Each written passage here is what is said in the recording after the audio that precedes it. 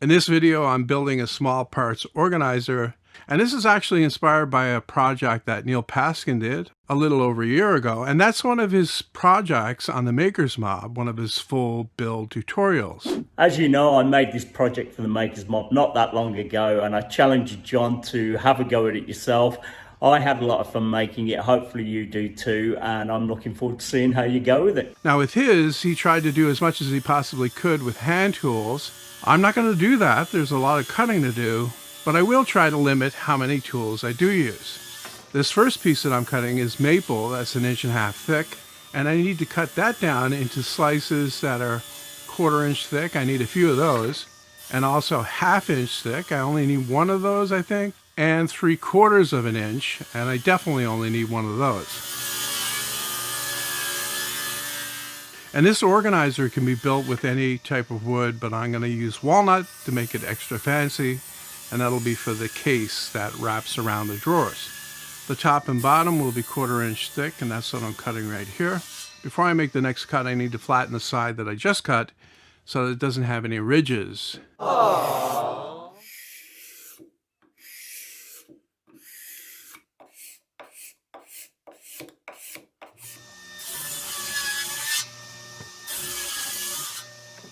The sides of each case are 1/2 inch thick, and that's what I'm cutting right now. This is a different piece of stock though, and there's a lot of drying stress built up.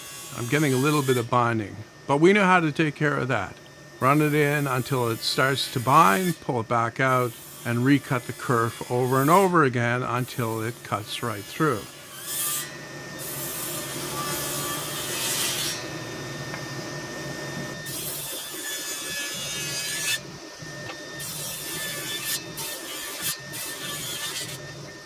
I'm using a scraper to flatten the pieces of 1/4 inch stock that I cut for the top and bottom of the case.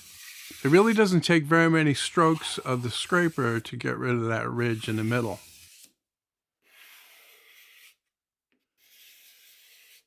And for the 1/2 inch pieces that I'll use to the side, I'm using a hand plane, and you can see I'm going sideways with it, and I have the back end of the plane sitting on another 1/2 inch thick piece to guide it, and this will very quickly flatten it, and there's very little chance of tear out. And then it looks pretty rough when I'm done, but it only takes a few strokes with a sharp scraper to clean all that up. Join myself, Jimmy DiResta, the Samurai Carpenter, John Peters, Frank Howarth, and Neil Paskin for the Maker's Mob annual Black Friday and Cyber Monday sale.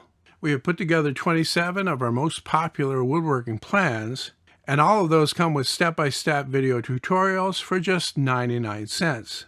To access our biggest sale of the year, simply click the link in the description, but act fast because this offer expires on Monday at midnight.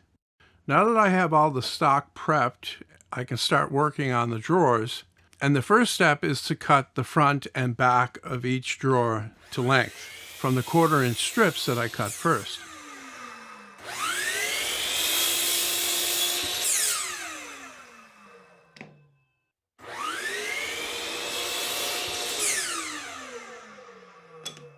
Then I can change out the blade on my table saw to one that's a little bit thicker.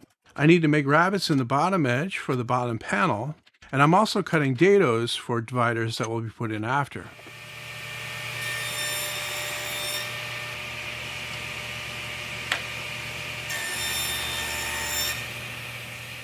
On each drawer there's a front and a back. The front panel is actually longer, so I can only make one of those dados for the dividers on one end, but on the back panel I can do it on both ends since they're equally spaced.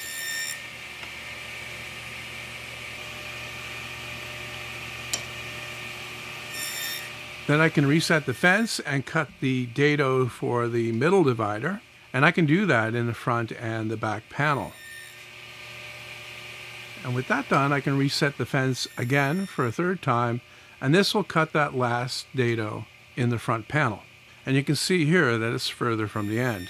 One of the features of this box is that there's no metal involved. I wanted to make everything from wood, and that includes the handles. And for the handles, I decided to use a half moon cutout on the end that you can stick your finger in and pull it open. And to do that in 2 fronts at a time, I'm using a 3/4 inch Forstner bit with the two pieces end to end. In hindsight, one change that I would make to the design is to have this hole slightly bigger, maybe 7/8 or even 1 inch. My fingers are not overly huge, but they're a tight fit in that small hole. Next, I can start working on that 1/2 inch piece of maple that I cut. I need to make a rabbet on the bottom to receive the bottom panel of the drawer. And this will be for the end panel of the drawer closest to that finger hole that I just cut. Then I can do the same for the 3/4 inch piece, and that's once again the end panel on the drawer, but it's the one that has the hole for the pivot. And these are exactly the same length as the 1/2 inch ones that I just cut.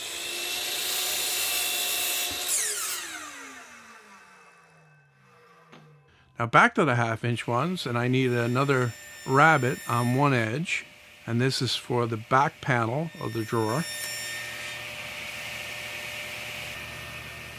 And I did the same for the 3/4 inch thick pieces, except those need a rabbet on both ends for the back and the front panel. And with all that done, I can start putting them together. I've got 18 drawers to assemble, and the way that I'm doing them is I'm gluing one joint at a time, giving it about a half an hour to dry, and then gluing the next joint, another half hour, and then so on and so forth until they're fully assembled. These parts are small and they fit together really well, so I don't need any clamps. And if you're wondering how strong this will be with just glue, it's going to be very strong, because along with these parts being glued together, the bottom panel will be glued in as well and really add a lot of strength. And relatively speaking, you can't put a lot of weight in each one of these drawers. And for the bottom panels, I'm using 1/4 inch plywood. I'm going to rip it to the correct width and then use my mini table saw sled to cut them to the correct length.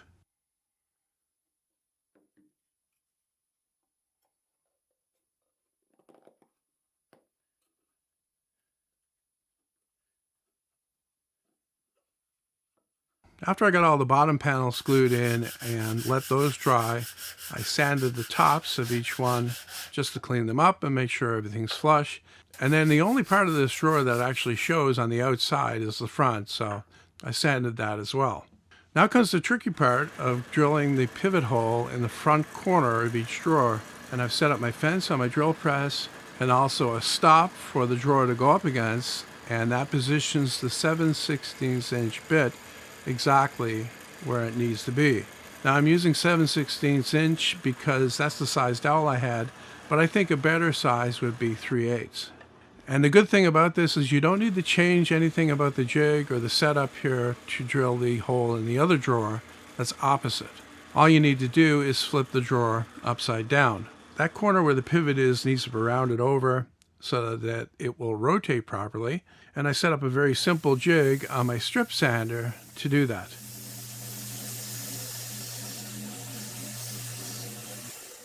I'm also slightly rounding over the opposite corner to that. This is at the back of the drawer, and that's so that it won't hit the side panel of the case when you open the drawer. Speaking of the case, I can get started on building that now.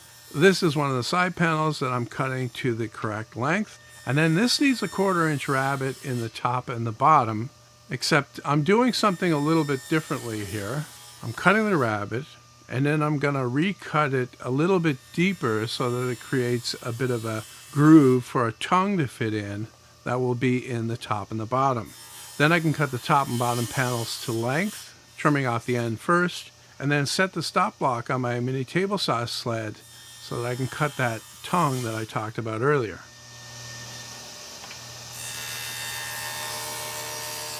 And this really doesn't do anything other than keep the parts in line so that you only have to clamp this joint together in one direction. Last thing to do is to cut the panels to the correct width, and this gets rid of any chip out that might have happened while I made the other cuts.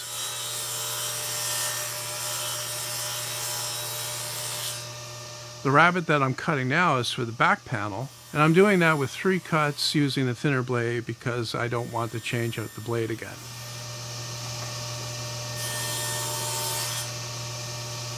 Next tricky operation is getting the holes drilled for the pivots in exactly the right place. And I figured the easiest way to do that is with two of the drawers clamped down to the panels and then drill through those holes that are already there into the panel itself and make the holes. Now I can start assembly on the cases, get some glue in the joint and put it together. And I'm using 3 of my homemade bar clamps to clamp it up until the glue dries. And because I made those fancy tongue and groove rabbet joints, I only need 3 clamps to hold it together.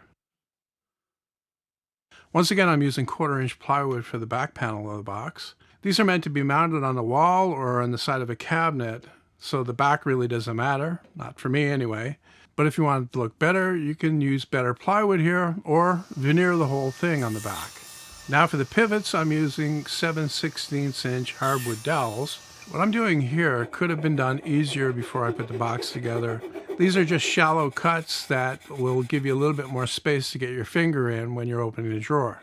And I could have done it a lot easier on my spindle sander with a 3/4-inch spindle. With all the assembly done, I can get the final sanding done and round over all the corners that I want rounded over. The scraper left a good finish, but it's my opinion that you can improve that by sanding as well.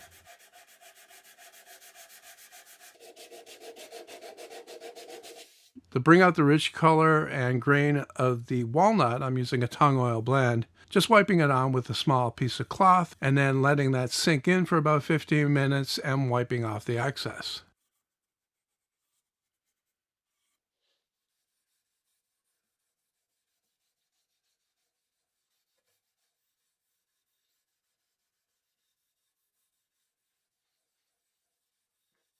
And then for the drawers of the box, I'm using water-based polyurethane, but I'm really only putting it on the front. It's winter here now and I really can't spray outdoors, so maybe in the spring I'll take them out again and spray them. Otherwise, they'll be just fine. I let the finish dry for a couple of days and now I can install the drawers and slide the dowel in, and what holds this in place is a screw. Now these can be glued in permanently, but I prefer to use a small screw in case I want to take it out at some point and do something. Like in the spring, if I want to take the drawers out again and spray them with water-based polyurethane.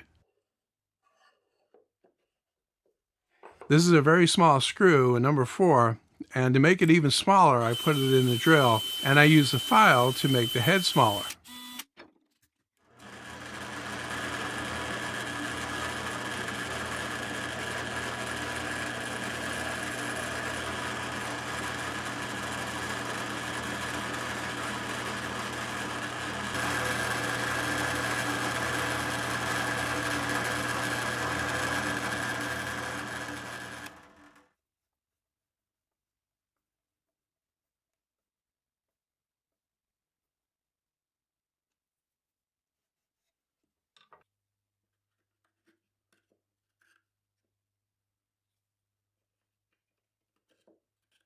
And here it is finished. I made this in 3 separate units because I figured that 3 drawers stacked like this would be about the limit for convenience. You don't want too much weight stacked on the bottom drawer. It'll make it too difficult to open. Also, a slight inconvenience of doing it this way is that the drawer above or the drawer below tends to open while you open the drawer you want to open. So you need to hold those closed while you do it. And the way to get around that is to separate each drawer with another panel, either full size or just out at the edge. But I think that adds more complexity than it's actually worth.